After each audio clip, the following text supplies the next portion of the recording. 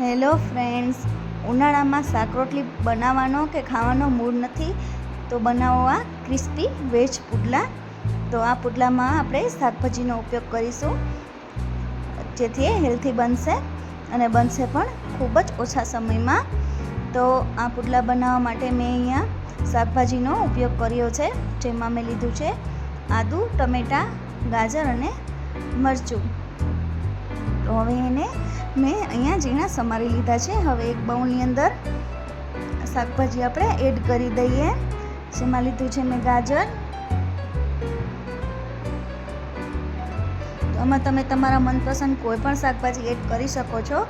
હવે લીલા મરચાં, ઝીણા સમારેલા ટમેટાં અને ખમણેલું આદું. આની અંદર તમે લસણ પણ ઉમેરી શકો છો. હવે આને મિક્સ કરી લઈએ સારી રીતે.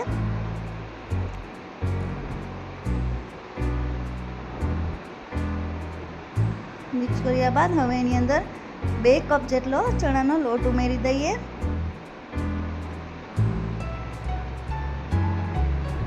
અને એને પણ સારી રીતે ચણાનો લોટ અને શાકભાજીને સારી રીતે મિક્સ કરી લઈએ.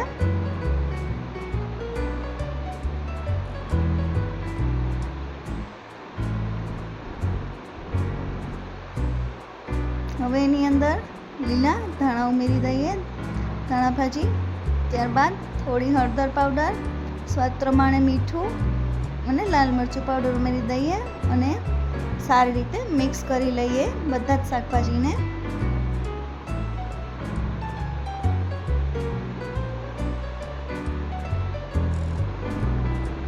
તો અહીંયા આપણે બેટર બનાવતી વખતે ખૂબ ધ્યાન રાખવાનું છે કે બેટર આપણું બહુ ઢીલું પણ ના થવું જોઈએ અને બહુ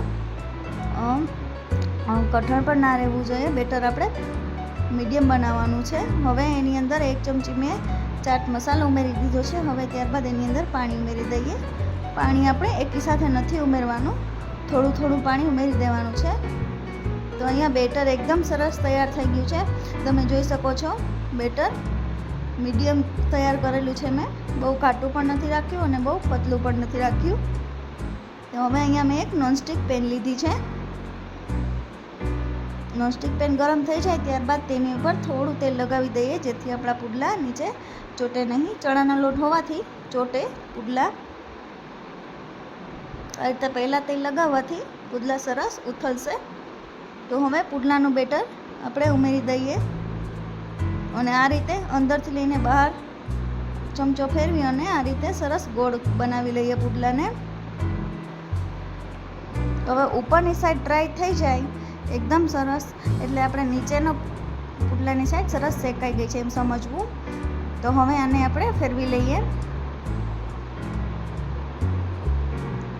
જો અંદરની બાજુ પુડલો એકદમ સરસ શેકાઈ ગયો છે. તો બીજી બાજુ પણ આપણે આવી રીતે શેકી લઈએ. તો બંને બાજુમાં આપણે લો ગેસની ફ્લેમ ઉપર પુડલો શેકી લેવાનો છે, જેથી આપણો પુડલો એકદમ સરસ ક્રિસ્પી થઈ જાય. તો આપણો પુડલો શેકાઈને તૈયાર થઈ ગયો છે. તો તૈયાર છે આપણા ચણાના લોટના એકદમ ટેસ્ટી પુડલા. આ રેસીપી તમે ઘરે જરૂરથી ટ્રાય કરજો અને કેવી લાગી કમેન્ટમાં જરૂર જણાવજો. Thank you.